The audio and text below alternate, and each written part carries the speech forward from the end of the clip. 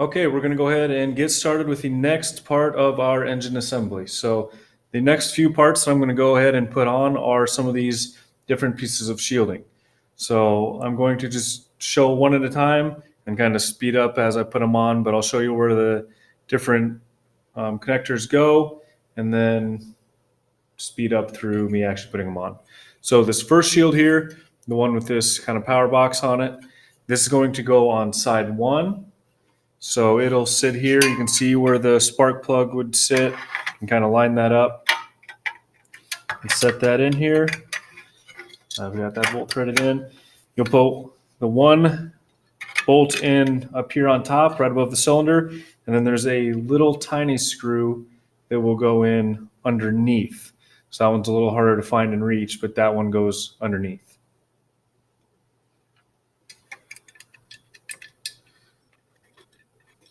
Got a 3/8 socket to fit on these top bolts. And I'll use an 8mm socket on those bottom screws.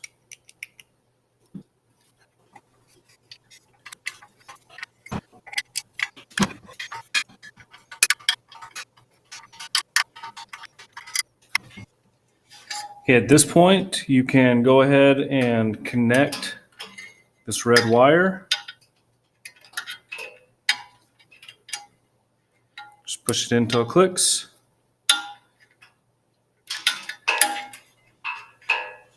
And I'm going to come to the other side of the engine and put this other shield on. It's going to go on the exact same way. It just will look a little different. It doesn't have the wires, but it has the same two connectors to put that one on. So I'll do that one next.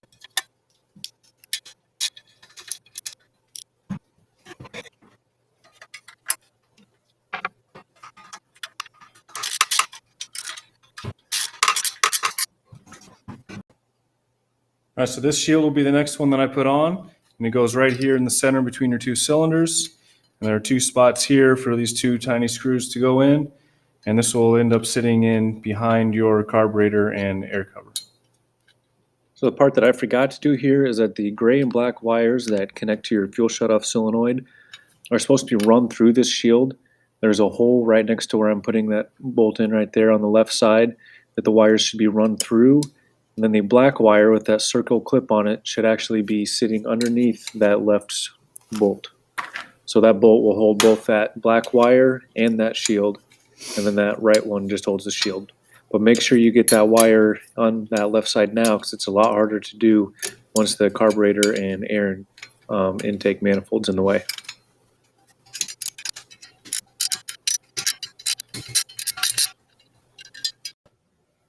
Okay, so here's a part that I just realized I skipped doing when I should have done it. So this gray and black wire that comes from those other cables that run past the starter, those will actually hook in here underneath your carburetor. So this is a fuel shutoff solenoid. So it plugs in here. The black wire should be on the bottom, gray wire on top.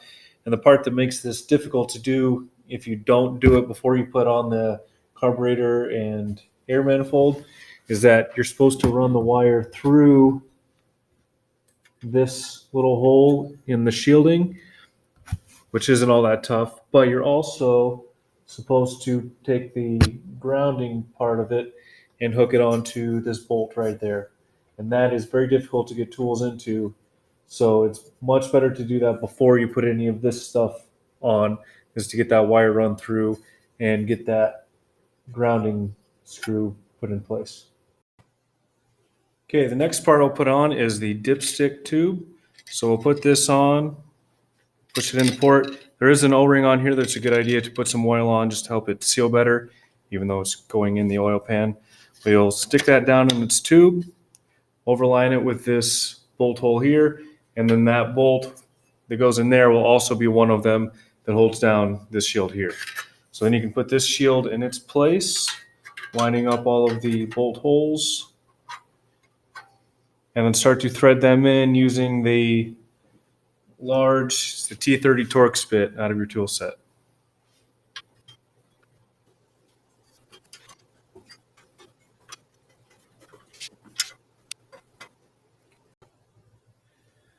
All right, this is the next part that we're going to install. It's a pretty easy one to put on. So this is the alternator.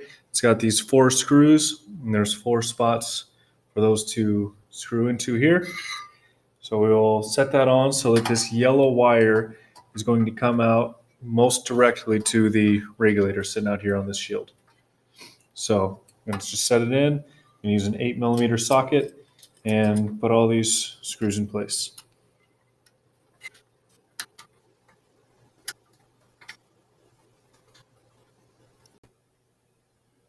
All right, these next parts, it's going to be kind of hard to see. I'm going to do as best as I can to get the camera to actually show what I'm putting together, but I'm putting on this control bracket next, along with the air manifold and carburetor assembly. So I'll put those on next.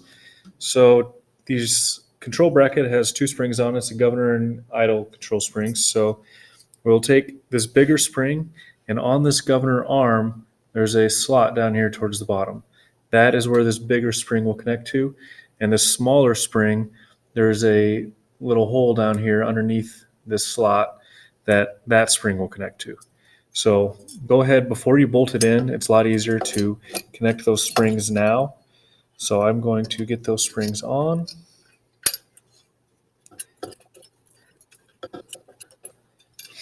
Okay, so now those springs are connected. You could go ahead and bolt this in now in these 2 spots. I'm going to leave it just hang here for the sake of keeping it out of the way for the next part I'm going to show.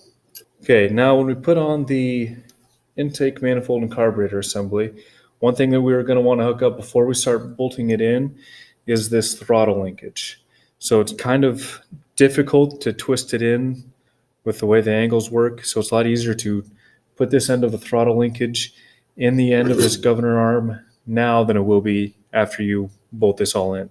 So before I bolt it in, I'm going to fit this end of the throttle linkage into the governor arm. And there's also a little hole down here that this end of the spring will fit onto as well. So I'll attach both those spots.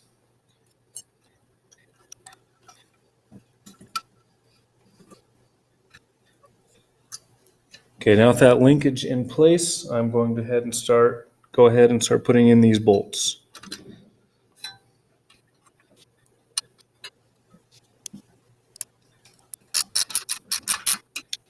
Since the manifold is too close to this one to get the socket on it very well, I'm just going to use a regular 3/8 wrench.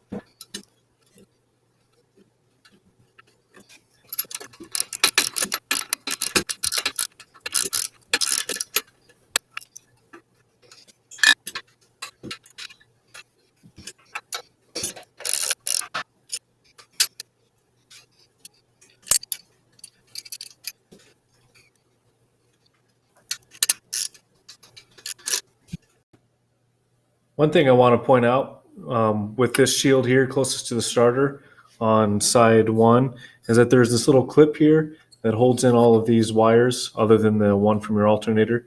So make sure that you actually put those wires in this clip, and that'll keep them away from any of the other moving parts and keep them from getting pinched so that they don't get ruined. So make sure you use that clip. All right, the next part that we're going to put on is going to be the flywheel. So the flywheel is going to sit up here on top. On here on the crankshaft, there is a notch right here, and that notch will line up with a notch that's on the flywheel. And then this flywheel key that you hopefully haven't lost will go in that notch to hold them together. So when you put them on, put the flywheel on, I'm going to put it on with those notches already pretty close to lined up. You can always spin it afterwards, but I guess that's just how I do it. So I put that on. Make sure you don't pinch your fingers or get them cut. Drop them on. Now I can see that I've got that notch lined up as close as I can, just visually. Then I'm going to take the flywheel key and I'm going to set it in there. I'm going to kind of wiggle and push a little bit just to make sure that it is started to be lined up. And I'm going to take a screwdriver tip, flathead, and I'm going to put it on here, and I'm just going to lightly tap that to go down. I don't want to tap very hard because that key is pretty soft. So especially like right now, I must be off just a little bit in my alignment. So I'm going to adjust it, tap it down. It should go down pretty easy. If it's not going down easy, you're probably ruining that aluminum flywheel key. I'm just going to tap it down, just light taps, not doing anything to ruin the aluminum, and tap it down until it's in place. And once the flywheel key is in place, you'll be left with this flywheel washer and nut. You put the washer down so that the crown is facing up. And with the washer, there's a flat side and kind of a crown side. You'll do the same. The flat side will go down, the crown will face up. And then this will get torqued down to 130 foot-pounds. So I'll go ahead and do that too. All right, so now I'm going to show you how to set the air gap for the armatures. So I've already got this one over here set. I'm going to do this one next. When you put them in place, you need to make sure that the cables are pointing to the starter side of the engine. So go ahead and start putting the screws down in place. There's two spots here for them. I'm using a 1/4-inch socket, and I'll put them down into place. At this point, I'm going to slide them all the way back, the armatures back as far as they will go, and then just kind of somewhat snug them down. I'm not going to go very tight with them at all. All right, so now that they're tight enough that I can't just push it forward, I'm going to get the feeler gauge back out, and the gap specification we're supposed to have is between 8 and 12 thousandths of an inch. So I'm using the 10 thousandths of an inch blade here, which is right in the middle of that zone. And I'm going to move this around until the magnet gets across from one of these prongs. So I'm going to start with this prong here. I'm just going to turn the flywheel to be in front of that prong.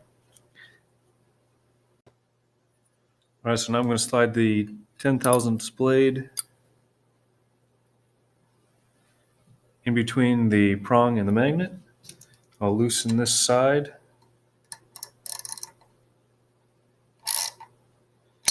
Enough that I can push it forward.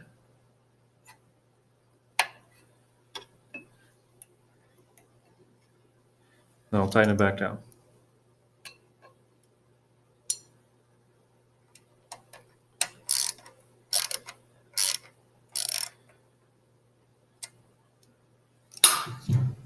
I'll turn it away so I can get the blade out easily. I'll do the same thing with this other prong.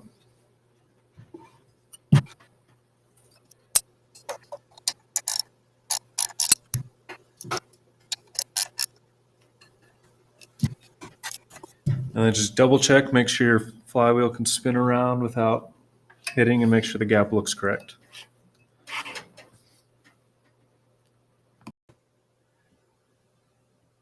Okay, so the thing I just did there is there's two wires that will connect to each of these armatures. There's a short one that will go to this one closest to the starter, and a longer one that you'll feed in front of this air tube down here, and then around into this one. You want to make sure that it's in between, or that you've got that air tube in between the wire and the flywheel to keep the wire from getting caught in it.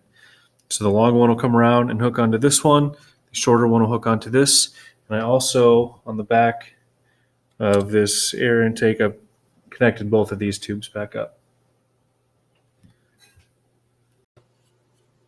Okay, I'm going to put the flywheel fins on next, set it in place, and there's 4 bolt holes around here to put in. And I'm going to use a 10mm socket.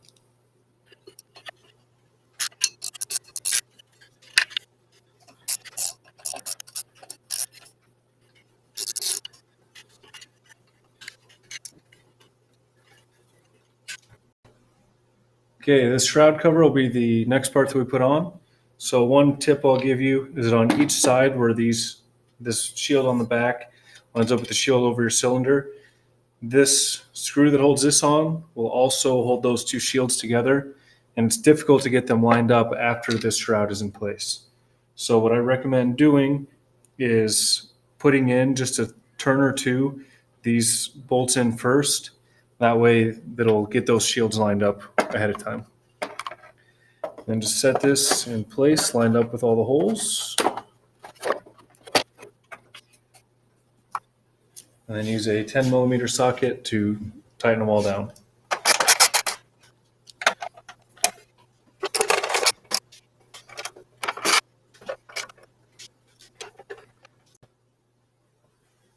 There are also two 8mm screws down in here that can be tightened.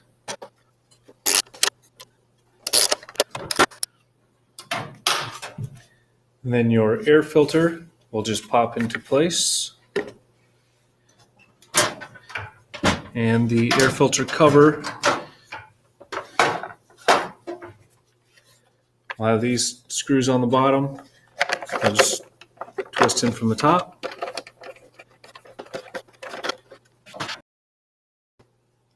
And the fan cover can get screwed into its place also with an 8mm socket.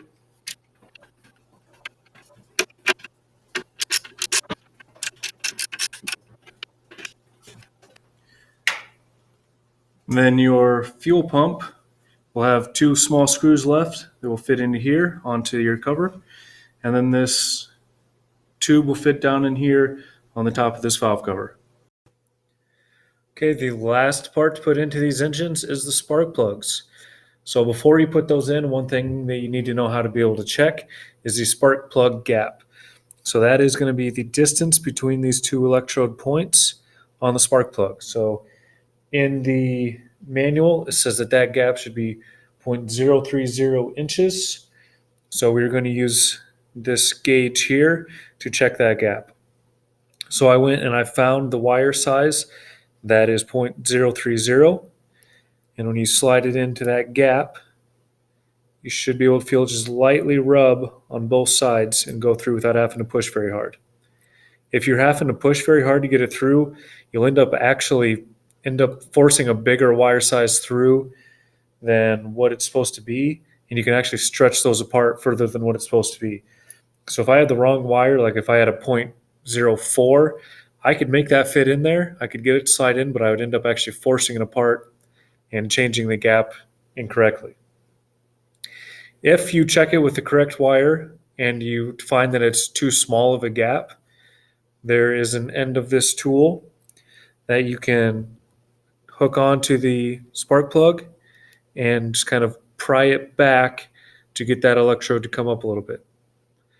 If the gap is already too big and you need to make it smaller, you can just press it down against something that won't damage the spark plug. We just kind of press it down and compress that gap to where it's supposed to be and then recheck it. Once your spark plugs are gapped correctly, you'll use a spark plug socket. This is a 5/8 inch spark plug socket. And what makes these different is they've got a little rubber insert in them that will help keep this porcelain ceramic part of the spark plug from breaking as easy. So make sure you do use the spark plug socket, the 5/8 inch socket, and then go ahead and tighten your spark plugs in, put the boots on the end of the spark plug, and your engine should be put back together. All right, the engine is all put together, and now I'm just going to show you how I've got it hooked up so that it can run. There's down here on the mounts, I've got a couple bolts put in on those so that it won't bounce off the table while it's running. You guys will have the benefit of having someone else to hold the gas tank, but I've just got it tied up to the ladder there because it's just me here trying to run it. I'll have the negative, the ground cable hooked onto the back of the engine block, and I've got a wire from the positive coming in connecting to this gray wire so that it will power the fuel shutoff solenoid. And then I've got another wire that just jumps these reds together so that it completes that circuit. And then I will take the red positive clamp, put on the starter bolt, and everything will hopefully start. So I will hook this up to my truck battery and give it a go. Now I have to admit that I did test this before the video just to make sure I had stuff working right. It doesn't normally fire up quite that quick, but it should go within a few seconds of turning over. And it worked, so we're all good.